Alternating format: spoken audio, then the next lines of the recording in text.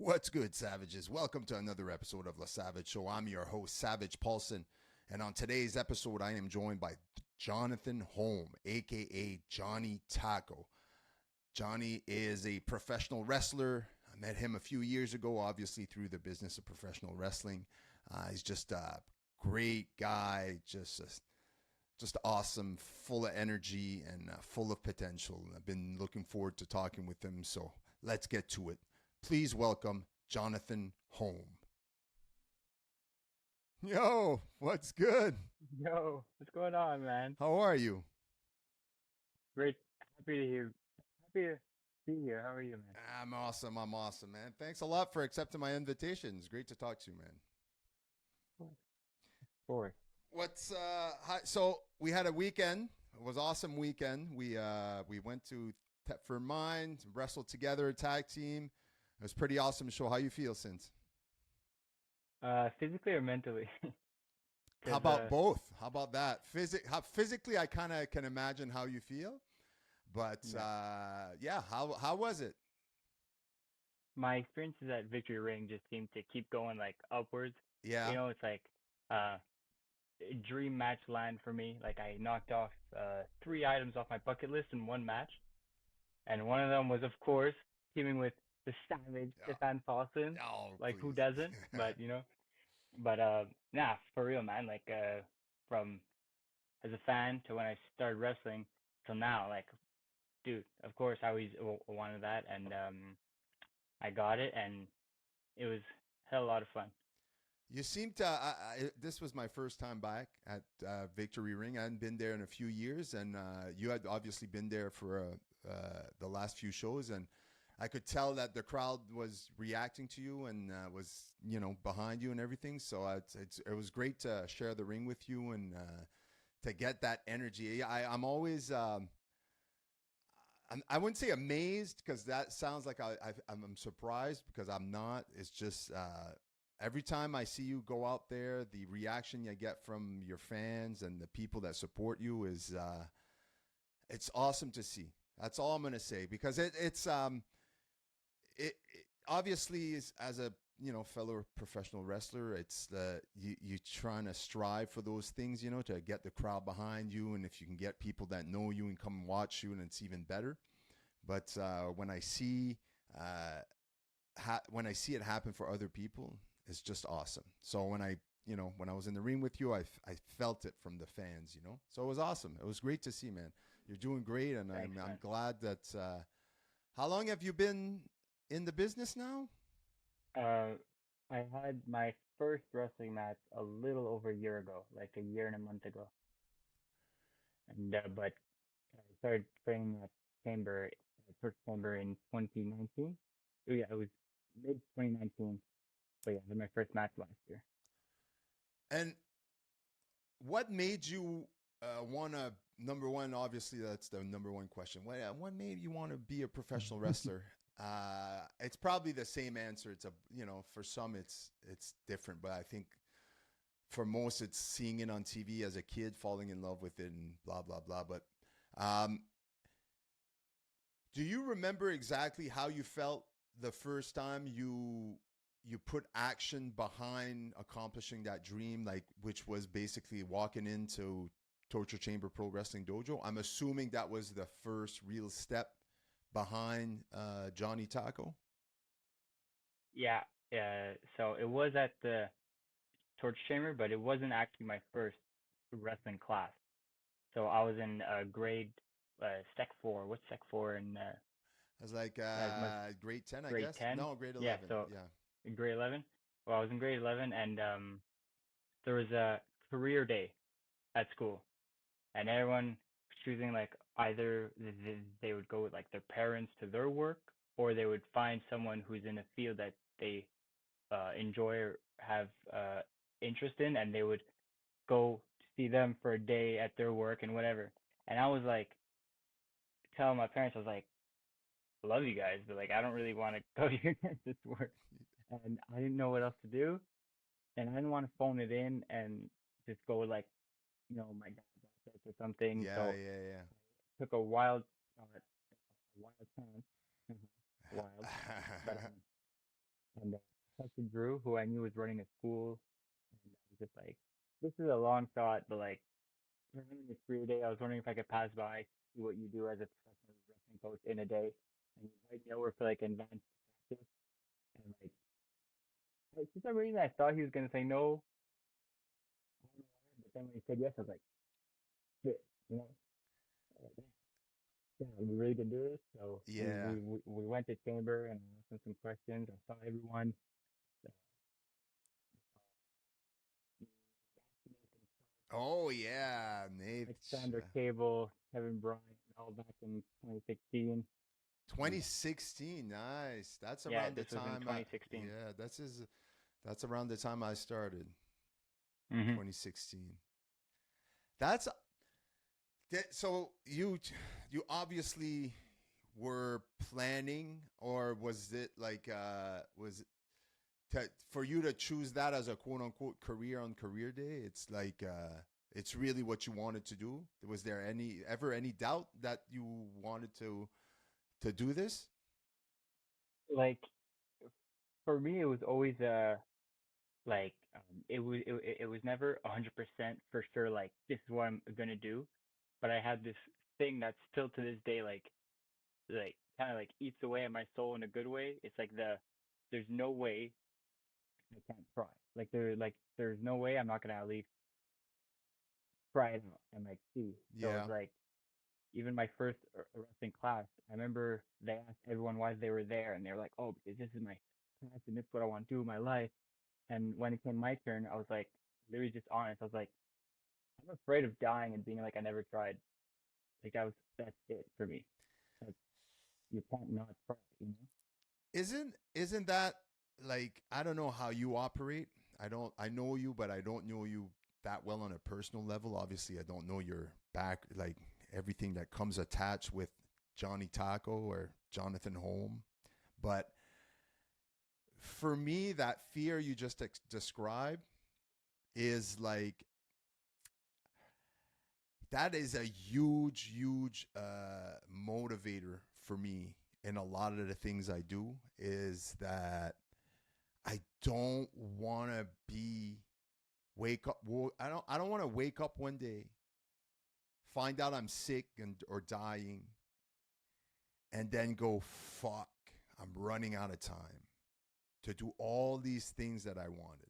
I'm not saying as an old man, like I'm in my 90s, like fuck it. By my 90s, I here's the thing though. I'm at a point in my life where I've already accomplished um, a lot of things that I had on this. I don't say I'd have a bucket list. I don't say I'd have like a list, but like from being a martial arts fighter to being a pro wrestler to doing all these different types of things, experience all these different life experiences, Yep. pushing myself to, now I'm in the phase of like maturing and finding out what, all my why behind all my bullshit. So it's like it goes hand in hand with physically pushing myself on the daily and accomplishing these physically hard things, like marathon running and stuff like that. But Mm-hmm. Mm-hmm. for some reason, it's every day I have this constant fear of like dying young and not being able to accomplish or reaching. I don't think we fully reach our potential ever. I think we can maximize as much as possible. I think as human beings, I think our potential is pretty limitless because I believe in growth, in infinite growth. That's kind of how I view life now. It's like every day is an opportunity for me to grow, and if I live to be 500 years old, then I should be able to grow mentally, physically, and all those different things as long as I Absolutely. can go, right? But the fear of waking up one day and having all this cut short because of sickness or because of who God knows what, right? Mm-hmm. Have kids that I obviously care for and hope to be here for a long time with them, but it definitely motivates me to push myself physically and mentally and all when I'm tired and all these things. Like, man, like who knows how many minutes, how many days you got left on this planet. Like, if you don't give it all you got, if you don't empty the tank, like I have this new saying that I say almost on the daily. It's like, motherfucker, like empty the tank, because tomorrow you might not have the opportunity to empty the tank. And I'm not saying like I'm not gonna wake up tomorrow, but something might happen where I'm physically not capable of doing the things I can anymore, and then realize that a lot of the things that I was capable of doing that I took for granted, like, don't come that easy when you get older and when you hurt yourself or when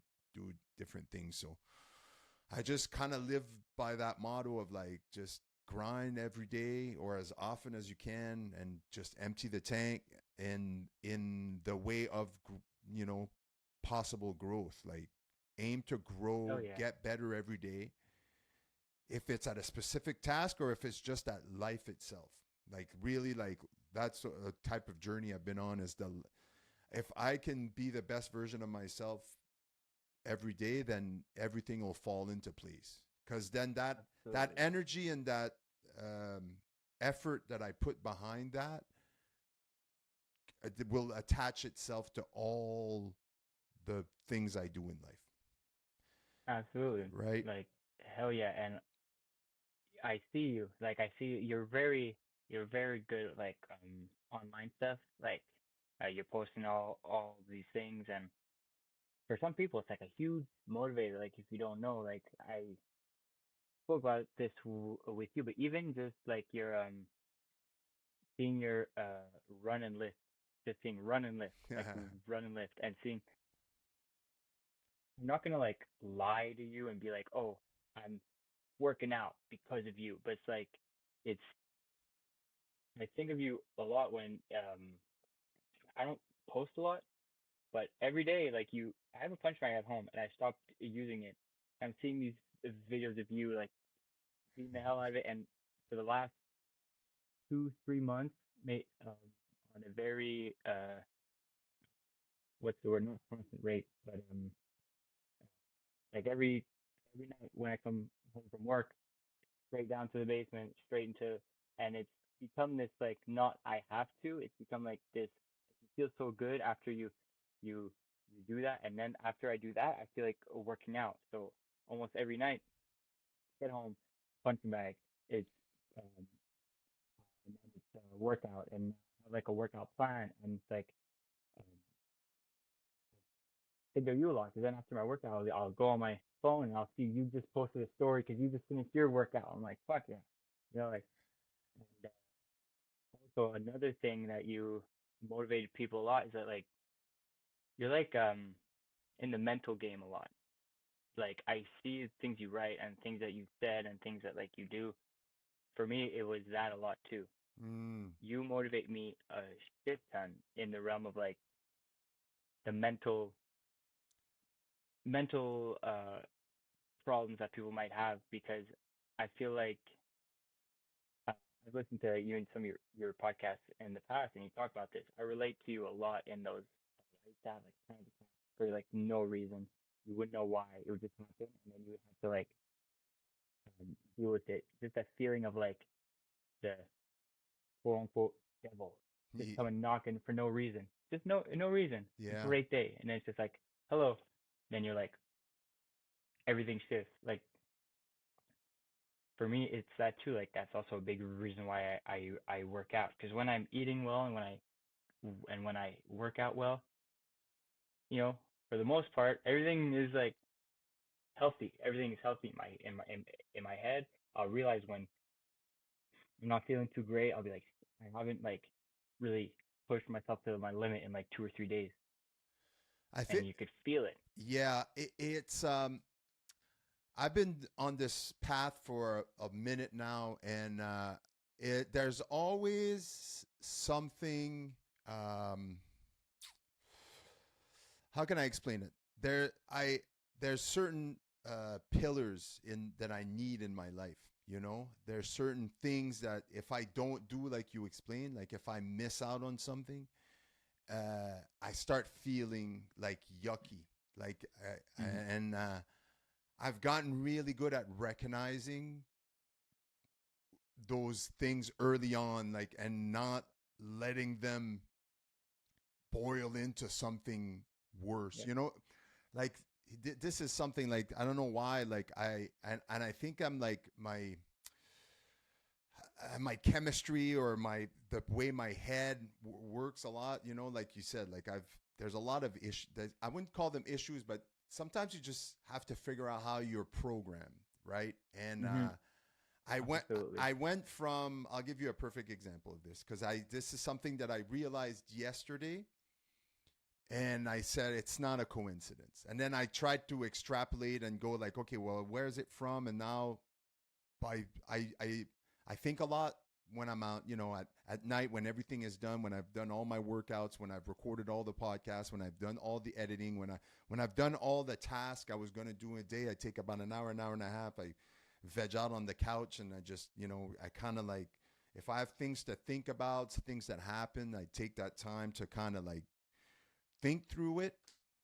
And man, I was in this funk, you know, where I'm like, we're Tuesday. I said, I have a podcast to record tonight. And I just, all day I was feeling yucky. I was like, Mm. what is this feeling? I haven't felt like this in a long time. And I was like, okay, well, I didn't work out yesterday, or did I? I did, but it wasn't the best. All right, maybe that's it. And then I just go through my day, and then I get home, and I'm like, get dinner ready. I'll go through the same routine, and all right, I got a podcast. So I record this podcast with this friend of mine. I haven't talked to this guy in a long time, very long time. And we just have this great upbeat conversation. And then after I was done talking with him, I realized that I was that funk I was in, this haze, like this mental fog was completely like I was a completely different person. I felt different physically, mentally, more clear. And then I realized, I said, I spent a lot of my time alone, you know, with my job, with my workouts, and you know, there's my kids, obviously my family. I spent a lot of time with them. But I went from Saturday wrestling and riding with three boys. We had a blast, had fun. 3 hours to get to for mines. We wrestled. I see a bunch of people that I normally don't hang out with, maybe once a month, you know, that I get to hang out with, like watch wrestle, experience, have all sorts of conversations, and just be in my element, you know, be with my people. Yeah. Wrestlers are like, there's most of them, most of these, a lot of these guys are my type of people, you know, anywhere from artists to athletes and everything in between. And spending all that Saturday, getting all the endorphins, my brain was happy. I think the human interaction for me is a big tell in, I can go a long time without interacting with other people other than my family and friends. But when I do, it's such a like a burst of like, oh my God, this is so fun. This is so great. And then within 2 days Absolutely. of Yeah. like not getting it anymore, even if I only got for like 6 hours out of the half a day, you know, then for like 2 days. So when I spoke to someone yesterday, again, I don't want to, outside of my wife and kids, which I speak to every day, but it's different. Like I spoke to Absolutely. someone that it was, again, someone I had that I could speak to about stuff that I don't get to speak to with my kids and wife. Stuff that Yeah. excites me, sparks my interest, just illuminates my brain. And it's like a drug. It's such a bad rebound sometimes when I go so long without it and I get into this focus of like me, just work, work, work, work, work.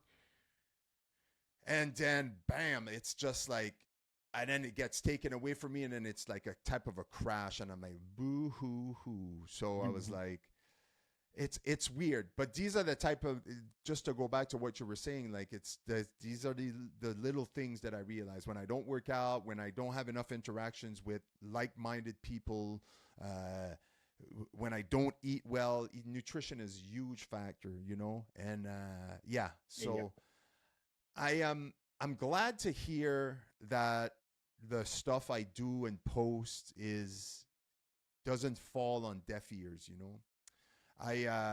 I'm not in the business of, obviously I don't make money off my social media. I'm not there yet. I'm not, you know, but I have been transparent with my struggle in mental health and depression and anxiety in the past. And I remember the first time I ever shared this type of thing online, the response I got, which was some people were surprised.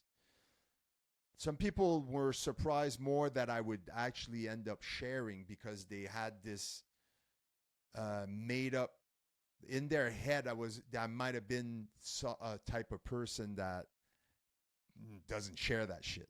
Like just keep everything inside and just be a man, bitch. Like yeah, that kind of energy. But Yeah, that always lasts. I feel it's extremely important, especially if you're going to share your life on social media, to try and help people, that you need to be transparent. And transparent in, like, you got to share the good and the bad. You can't Yep. just share the goods, because that's like a trickery. People get fooled by the internet. They're like, oh, look at Johnny. Every time he posts, it's like, look at that nice wrestling picture. Oh, look at Savage, man. He's always grinding and he's always positive and he's always running. Yet sometimes I'll be like, man, like, I don't feel it today. And yeah, I didn't work out yesterday. The demons won. And it's just like, you got to be transparent. You have to be as transparent as possible. And even if you don't share your life on the internet like I do, if you're not trying to be a professional wrestler doing anything, I think with the people you surround yourself with, the people you interact with on a daily, you need to. It's hard sometimes because all you want to do is put a mask on and just like, oh, how are you? Oh, I'm fine. It's a great day. But then deep down inside, you're like struggling. And sometimes as men, we just don't see the necessity to share because we feel like we're not going to be listened to anyway. So that's kind of how I gauge I'm like, let me just put it out there in the internet and then the universe. And then if people either see some positive in there or are inspired by it, then bravo. Even if it's like only one person, that's always what I say. If I put a video and it motivates even just one person to either go out and work out or to think about, even if it's just the thought of like, I need to change my life, then that's the seed. Like, all I'm looking to do most of the time is just plant a seed. I'm not, my videos and my workout and all my shit that I post, for the most part, I'm not aiming for the guys that are already in the gym 5-6 times a week. I'm aiming for the people that are out of shape, overweight, and that don't feel the necessity to work out or to be healthy. That's what hurts me the most. It genuinely, like, I used to say it made me angry, but it doesn't make me angry anymore. It hurts me when I see people that are lazy, unmotivated, and just don't realize how important it is that everybody needs to be their best version possible for all of this fucking chaos to work at its maximum, like, efficiency. I'm totally with you on that. Like,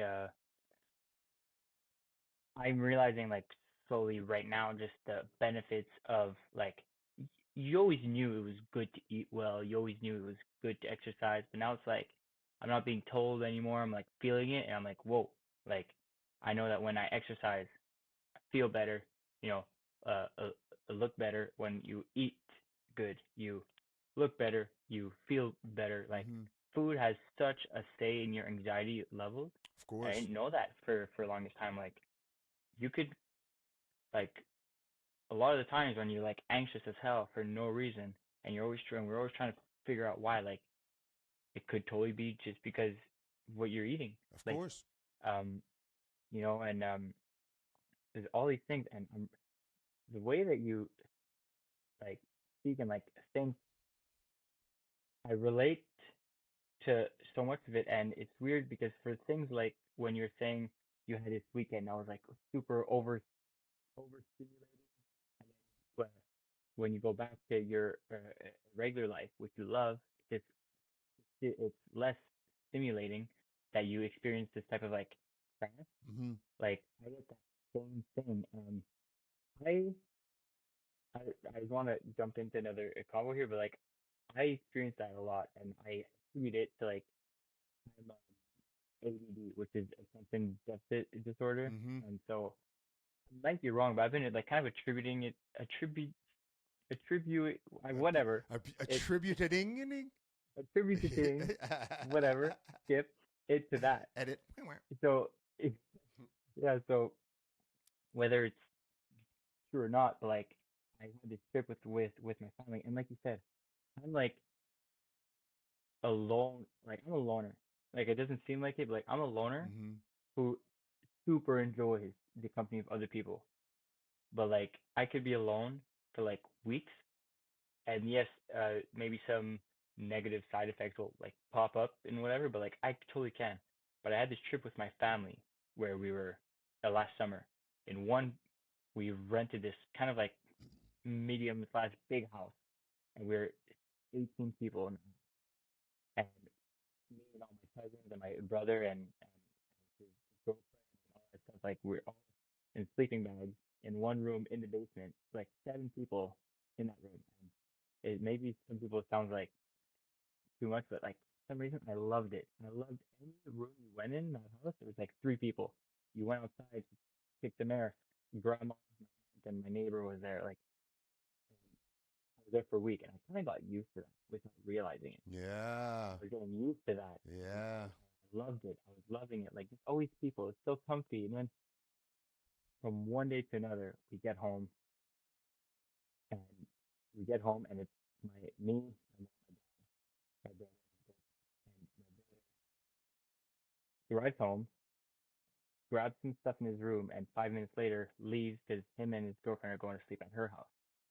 So I felt like from 12, and it's kind of like 12 hours, not even. I was in a house full of 18 people, and then it was like all of a sudden it was like a dark Sunday night. Me and my two parents, and we're just Yeah. like I'm like okay, you know that feeling. I was like oh, like what's going on? And then I started to learn like it wasn't necessarily that I was sad to be back. It wasn't necessarily that like I don't like my family. Yeah. It was just Yeah. that for that whole following week, I was like super down. I was looking at everyone. I was able to just switch so easily. Okay, back to the regular life. I'm like, Mm. wait up. I can't. I was physically, mentally, I could not do it. I was in a slump that whole week until I adjusted. But that's something I learned about myself too. Just this year when I'm overstimulated, I don't deal well with the like immediately going back to Yeah. the regular life. It's like taking, yeah, because it's like a drug. It's Like a I it's a think I drug. think some people I'm like you. I'm like I enjoy being alone. The older I Hmm. get, especially, I won't lie, like I grew up with my grandparents. And I grew up living at my grandparents' house till I was 17 until I moved out. And my grandfather was a car mechanic. And he was a man of of he didn't speak a lot. But when he spoke, you listen. You know when they say someone that Hmm. doesn't speak a lot, you know? When he got going, my grandfather was funny. If you got him going, you know, at family parties or like Christmas and things like that, and you got him to start talking, he'll start telling you stories. He was great, you know. But I always felt like my grandfather didn't like being around people.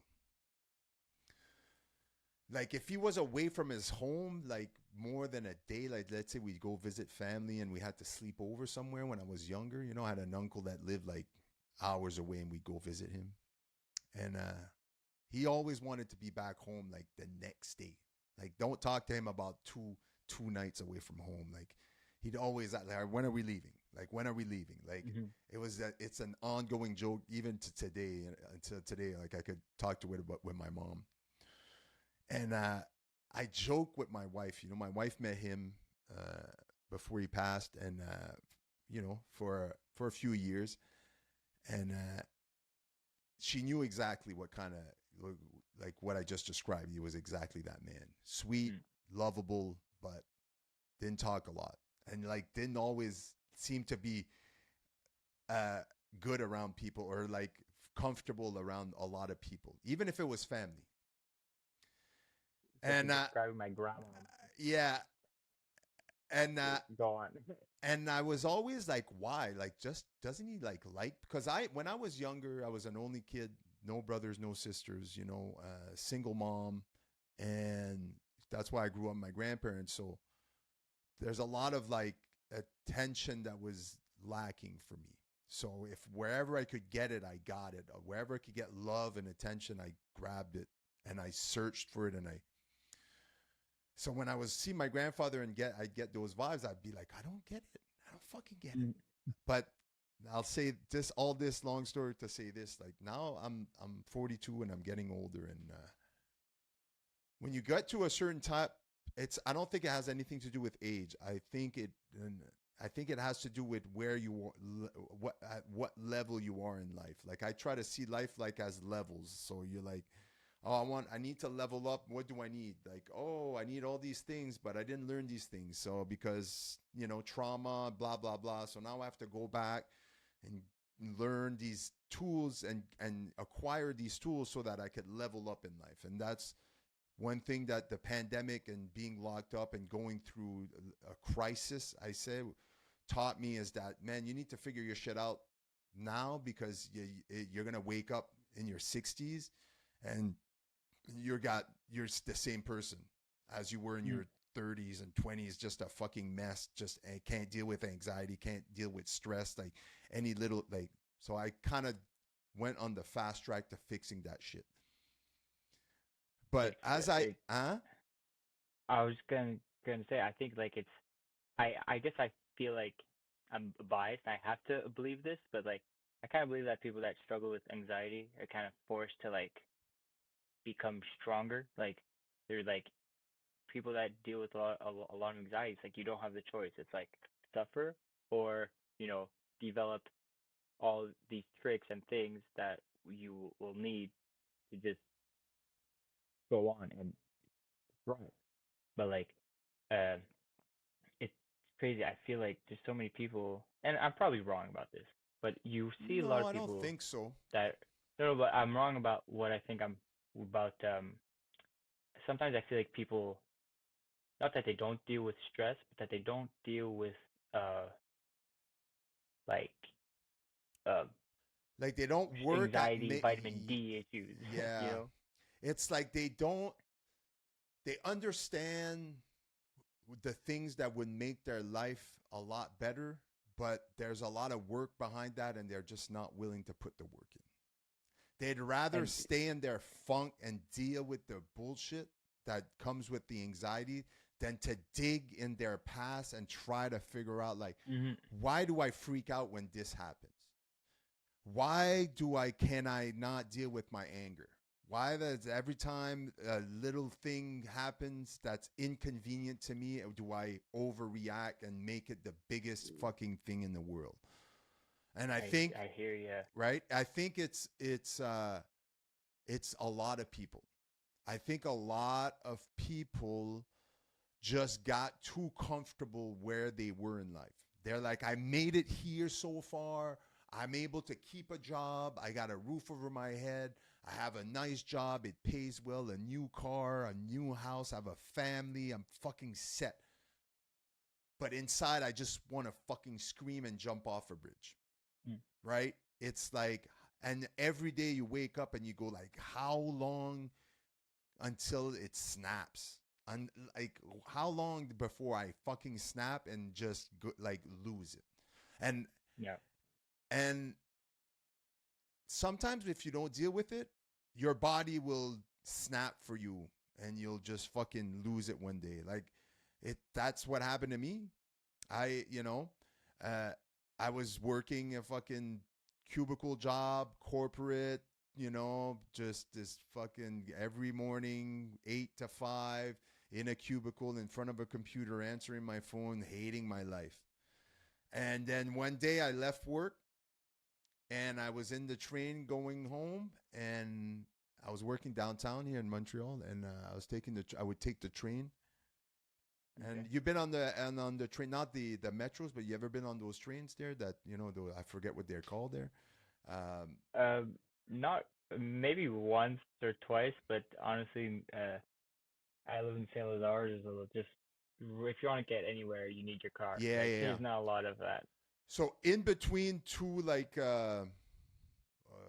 two trains, you could hang around in there. So you could keep walking in between trains, and then in between both of them, the connection, you could hang out there. And I was hanging out there, and I wasn't feeling right. Something wasn't. I don't know what was going on. And then as I got there, and I just kind of stopped. I was like, whoa, like head spinning. I had to sit down. I thought I was gonna pass out. I had no idea what was going on. Just heart rate through the roof, blood pressure through the roof. Like I literally went from the train stop. I got out, and right next to where I'd get out, there was a medical clinic. I walked right into the medical clinic. Walked right into the medical clinic, took a number. It was late. I took a chance. They're like, yeah, we'll take a few more clients.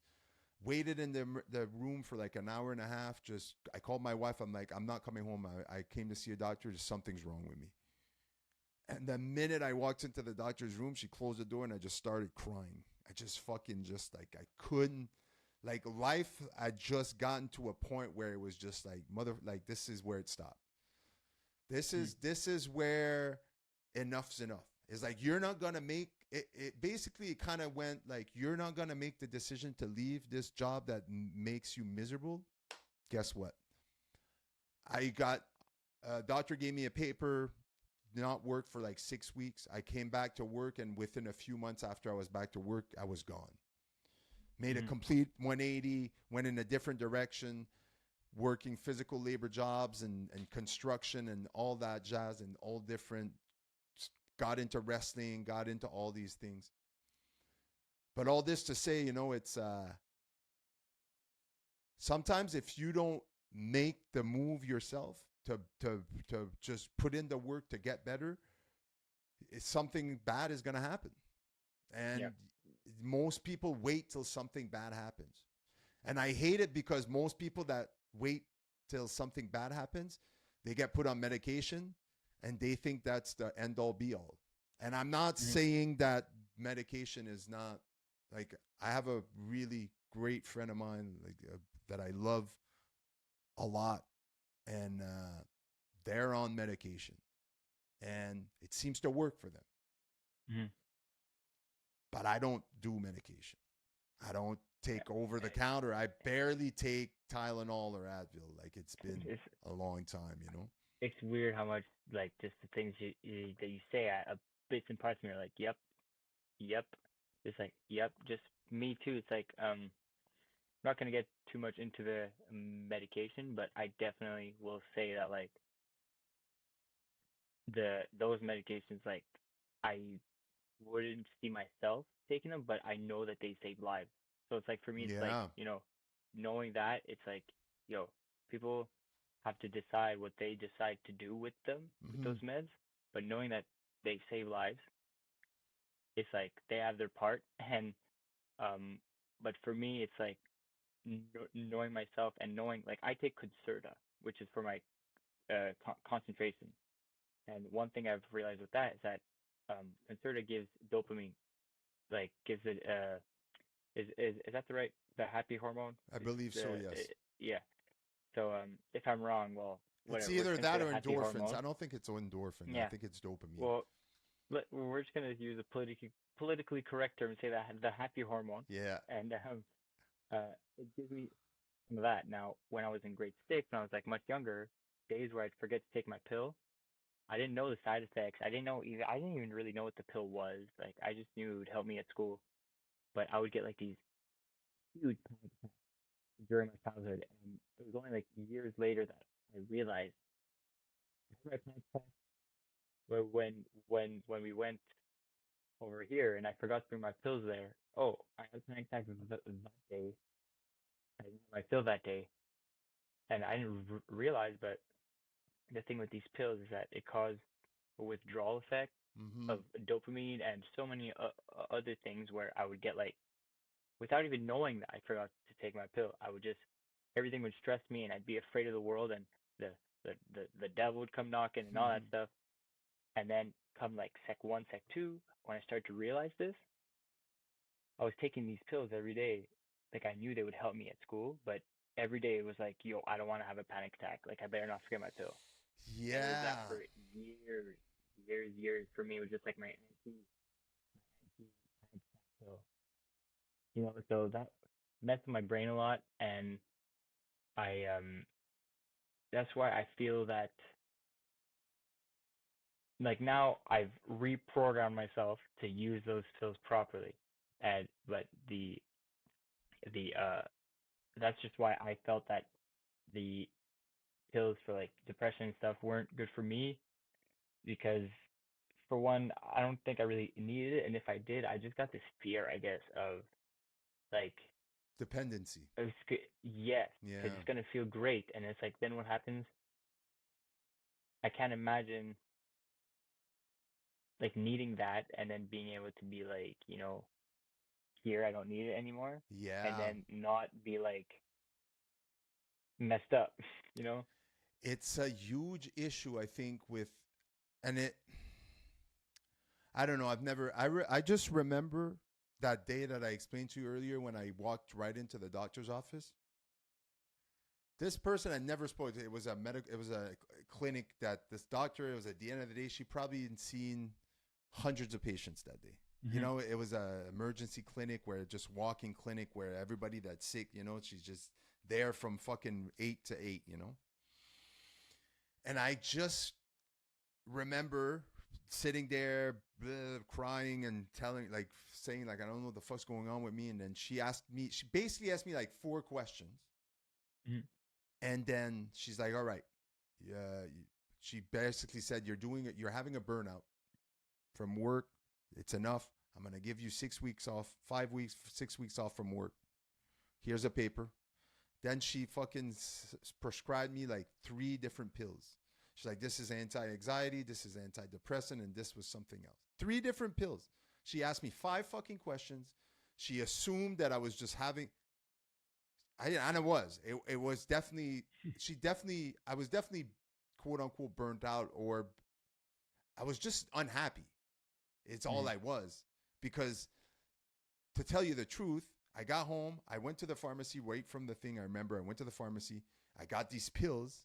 I got home and I put the bag on top of my pharmacy in my bathroom, and I never opened the bag Hmm. ever. I just let these fucking pills there. I'm like, I'm not taking that shit because within days of being out away from work and being home, kids get up in the morning, they get ready for school, and I was happy as shit. Hmm. I was like, wait, I'm not what the fuck? Like, it's just a work. Like, if you remove this fucking cubicle life out of my life, I'm golden. I'm Hmm. fucking golden. So I didn't need those pills because Yeah. I removed what caused me the anxiety in the first place. There's, I'm not going to discount that there's people that have been through severe trauma in their life, Hmm. and that's definitely a trigger or a root of your anxiety slash depression, whatever fucked up thing you can think about as far as mental health. Yeah. And I've dealt with certain quote unquote trauma that I associate a lot of my bullshit as a man that I'm working on, right? But again, the work I was telling you about earlier that people are afraid to do, it's Hmm. not that it's hard to work. It's not that it's like, oh, you got to physically go do something. Is that the majority of people don't like feeling uncomfortable. And sometimes when you have to go through your memory bank of like, why am I like this? The ego does not allow you sometimes to go like, oh, I'm full of shit. I'm a liar. Mm-hmm. I'm not I'm this, I'm that. The ego is like, no, no, no, no, no, no, no, no. You don't think about that shit. That's no good comes of this. You destroying yourself like this. No, no, no, no. The ego, especially for men, ego in men, I'll tell you right now, is way bigger factor.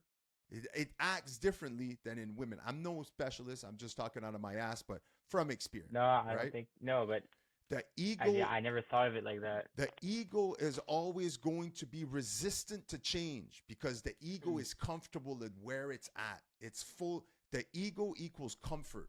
And if the ego can be comfortable, it doesn't want you to be uncomfortable. And going through your memory bank to try to sort out your trauma and your childhood bullshit of not being loved enough and realizing that's why you have a hard time feeling the love from other people in your life because you don't understand.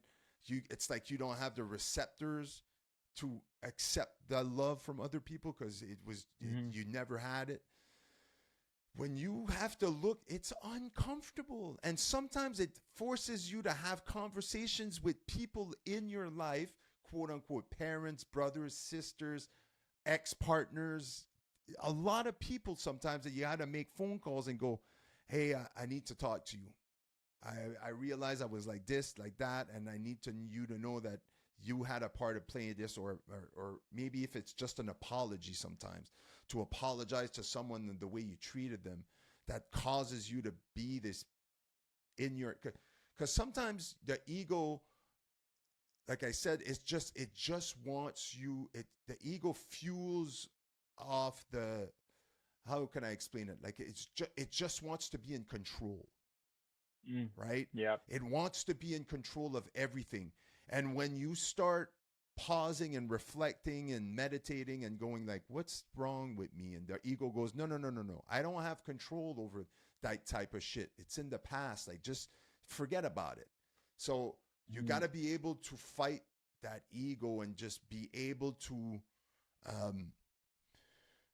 go past that uncomfortable barrier of like, ish, like this is not fun. That takes awareness too. Like I'm thinking that's something that I feel like I'm not willing to say whether some people have it or don't or more than others, but it's like at least what you just made me realize and go, oh shit, was the ego part, because it's like I'm always questioning myself because um I feel like I'm someone that, and I've been told this like almost to like a fault, like she's super self-aware of like I know my faults, and I don't know all of them. That's not, but I know no one can approach me with something that like, you know, with a certain fault, and I'll get all defensive, like I'll be like, dude, I know, I'm aware of like my strengths and all that, and I always wonder like, how come people are a certain way, good or bad, and like are literally just, it feels like they just are so non-self-aware that they can't even see it. And that's what gets me. It's like the number one thing is like the first step to anything is like recognizing it and seeing it, and like, but I just get so like almost angry when like people that are a certain way, and like it's the ego. It's the ego that will stop them from being like, oh, it's not me the problem. No, no, no, no, no. yeah, It oh can't be yeah. me. It can't be me. How? What do you mean? Like But that's what gets me. you're like me. You're extremely self-aware, and people that are extremely self-aware,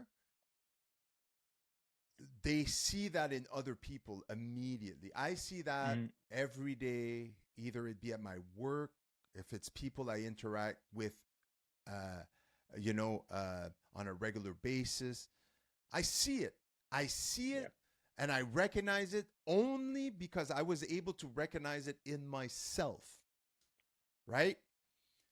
That's the thing that I've realized in these soul searching, whatever you want to call it, is that a lot of the times, for me personally, I would get angry at people, at my kids sometimes, my wife, or at other people.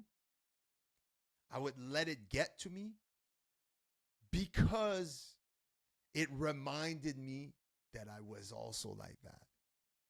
Right? It reminded me Wow. that either I was and I'm corrected it or in the process of correcting it. So you project onto others. And that it Jesus. is a huge thing that I've worked on throughout the years, because one thing I do over everything that I do is I coach my son. I've been coaching my son at baseball since he was Yep. 4 years old. Except for last year when he made an elite level where I didn't coach. It was the first year last year that I didn't coach him during the summer. And being a coach to kids, especially when you're coaching your own son, sometimes I would realize that I would get angry at my son because I was afraid of what his error, how his error would reflect on me. You Mm. understand? I was afraid that Mm. other parents would see how my son made that mistake and said that where did he learn that? Like, for some reason, my Mm. ego made it about me and not about the other person. And that, when I realized that, ooh, that one hurt me. That one stung me because it was a big thing for me. It was a reoccurring theme in my life, and I went like, oh, I can't keep going like this.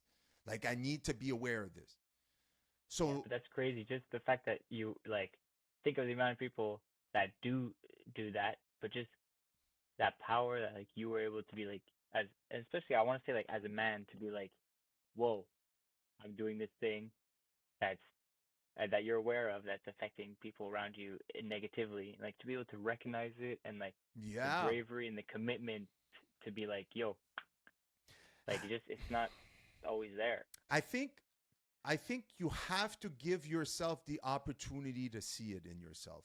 Meaning, Oh yeah, you yeah. have to spend time in deep thoughts about yourself, about your bullshit, about everything you go through. And after a while, you have to start recognizing how people react around you. If you're constantly surrounded by, say, your wife, and your wife constantly reacts to a certain thing you do negatively, and you keep doing that shit, when it pops up, when certain situation pops up, you fucking freak the fuck out.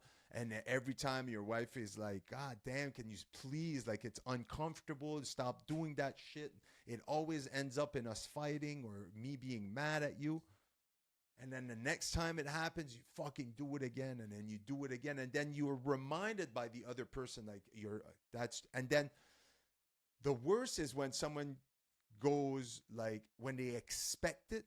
When you start realizing that people, this was the big clicker for me, not just about my wife and kids, but other people around, is when I started noticing that people were expecting me to react a certain way. I was like, fuck, Mm. no, I can't allow this. And the funny thing is that now when I don't react a certain way, they're like, they don't believe it. It's like they still assume it, because a lot of people, for some fucked up reason, don't believe that people could change. I think it has to do with the fact that they themselves don't change, because Boom. Yep. they haven't put the work. So when they see other people, like, Yeah. oh, he used to freak out and now he doesn't freak out anymore, but in their head they'll still expect it every single time, and Mm-hmm. they'll still make comments about, like, oh, I don't trust you. Okay, you don't trust the 2016 version of me. This is the 2023 version of me. It's not the same person. But for certain Yep. people, especially people that have been in your life for a long time, and it's I do it myself, so I guess it's kind of normal when you live with someone for an extremely long time. You get used to a certain way, so when you don't notice the subtle changes, because the types of changes that I've that I've done or worked on doing for myself isn't something that is like from one day to the next all good and done. Like I still have my bad days, and I'll still lose my shit in my car when someone cuts me off, and I'll still want to get out and punch him so hard that it makes his innards bleed. Like there's a lot of anger. I still have that Like quite anger, you know? specific. Yeah, no, because sometimes there's a lot of specific shit that goes in my head that I go, man, if I just verbalize what I'm thinking right now, like I would get thrown in jail. I think there's a lot to be said about just like what we've discussed of like people need to spend more time by themselves. People need to spend more time just analyzing who they are in the moment, who they are right now. Savage Paulson, you're 42 years old. Like, forget about everything that brought you to this point because you can't change. You know what determinism is? Uh, It's the belief that we are who we are not because of genetics or any biological factor, but that we are who we are based on every single interaction, every single moment that we've lived through in life. From birth to today, I am who I am today solely because of every single experience, interaction, person I spoke to that had an impact on my life. Every single thing to this point, every single minute of my life to this point has made me who I am today, able to deal with how I deal with shit today and who I am, how I've been able to change. And when I heard someone speak about that concept, I immediately attached myself to it because the other way around, like, oh man, it's just like it's genetic, or it's just like you're born with, you know, it comes from your parents, it comes from your mom, it comes from your dad, and to mm, me, like, that was a cop out. To me, that was like, mhm. fuck, man, like it's unfair if that's true, because that means that it doesn't matter what I try. If it's genetic, I'm just going to end up being like whatever I was supposed to be doing. It's not that I don't believe.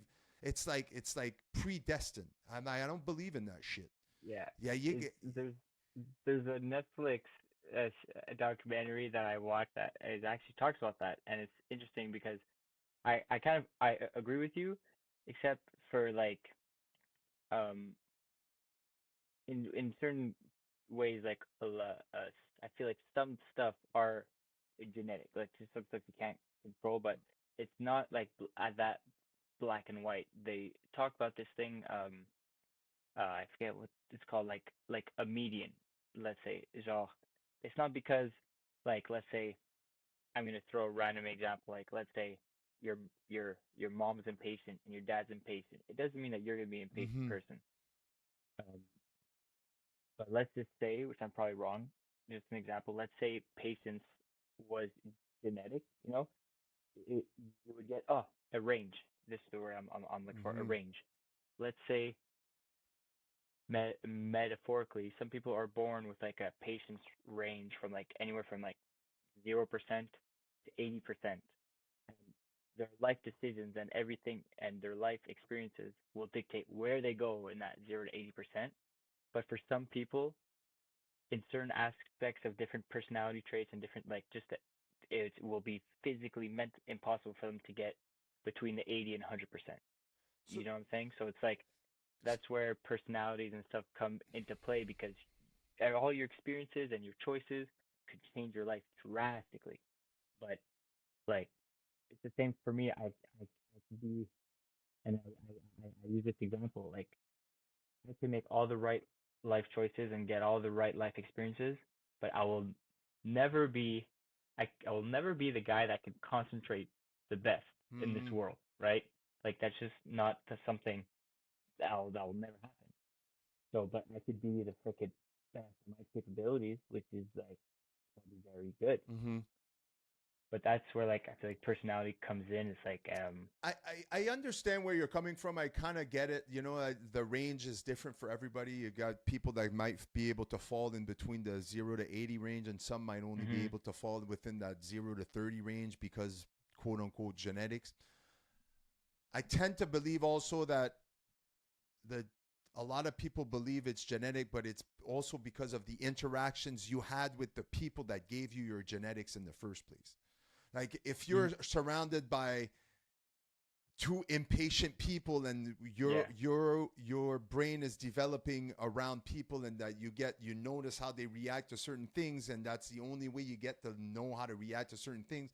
It's kind of normal that you're going to react if you're raised by two nervous people. It might have to do with genetics. Well, I'm not saying it doesn't. Again, I ain't no doctor. I'm a fucking Yeah, me neither. 42-year-old fucking wrestler Yeah. slash podcaster slash father slash husband slash what everything else. But yeah, I think there's a lot that could be said about that kind of stuff. But I try to. I hate to do this because we're on a roll, man. I really do, but I try to keep these episodes to like an hour because I know people kind of like lose sight after an hour, right? So Yeah. I just this awesome. I needed this conversation. I'm really grateful that I had you on, man, and it just leads me to we need to schedule another one in a few weeks and just keep having these conversations because this. Oh I yeah. think the thing. I think the type of conversation we had today here is important, and a lot of people ask me, they're like, "Why are you podcasting?" Like you're so like. I feel like some people are like, you just want to talk." Like, no, like I think that through conversations I think because I usually had like these conversations with some of my friends, like we just call each other and we speak about life for an hour, and I just kept going like, man, I feel like certain people would benefit from hearing these types of conversations. And the Absolutely. conversation we had today, man, is a perfect example.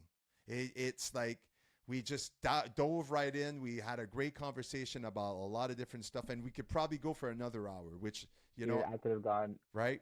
like 4 more hours. I didn't even know it's been an hour. It's, but I try to attend because then it gives me an opportunity to invite that guest over again and over Yeah. and over again and have a reoccurring guest. Like there's only a certain amount of limited people that I know that I want to invite on this podcast until, I get to a certain point where I can start having, more and more people. But honestly, if I have a great conversation, like you, for example, like this is the longest we've ever spoken. Obviously, we've known each other for Yeah. quite a few years, and I'm really grateful that you reached out to me when you did years ago and telling me how I impacted your life with my social media and stuff. And then through your through your career in wrestling, I was able to see you grow, and you're such a sweet, lovable person, and I love your character. I love your energy. I love every time I know you're gonna be on the card. I'm like like I'm gonna get my dose of Jonny Taco today. I'm so happy. Like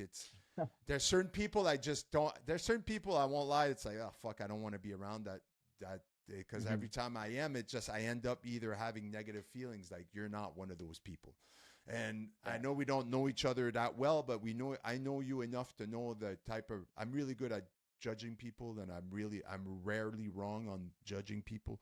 So the fact that we were able to have such a great conversation about so many different personal shit, and you're so open about certain things, and so am I. It just makes for great conversation.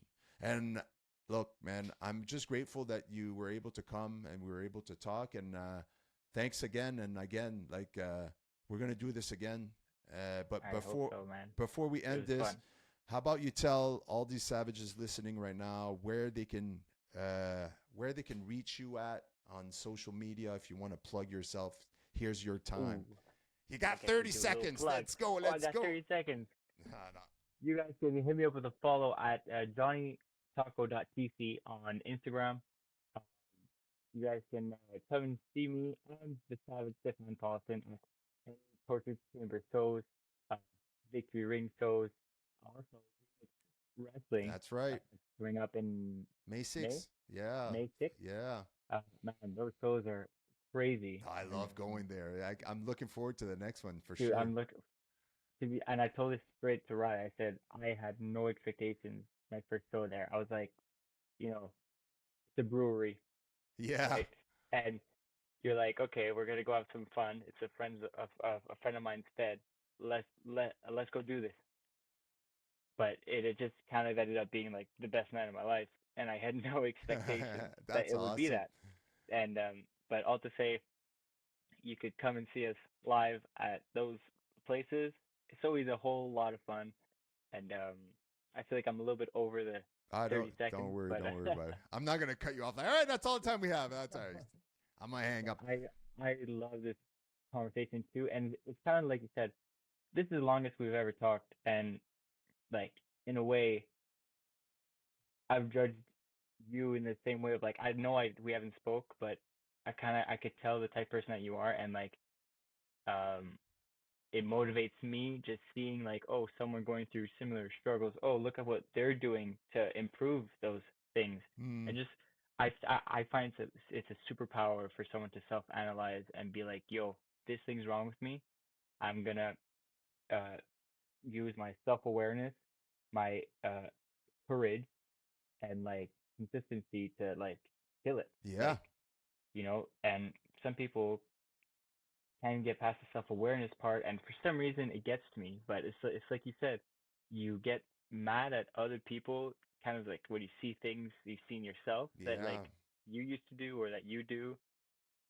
So that's why it's in a certain way we're all the same, but you know, awareness and courage, like you can kind of attack anything, and yeah, dude. that's it. Final words from Jonny Taco. Jesus, makes me want to go out and Boom. work out again, brother. Let's go round two. I appreciate you lots, man, and I appreciate you coming on this on La Savage show, and we're gonna do this again. Thanks a lot, brother. Awesome, man. The pleasure was all mine, and I can't wait to be back. Right on, brother. Stay savage. I'll talk to you later. All Sounds right. good, man. Cheers. Cheers, man.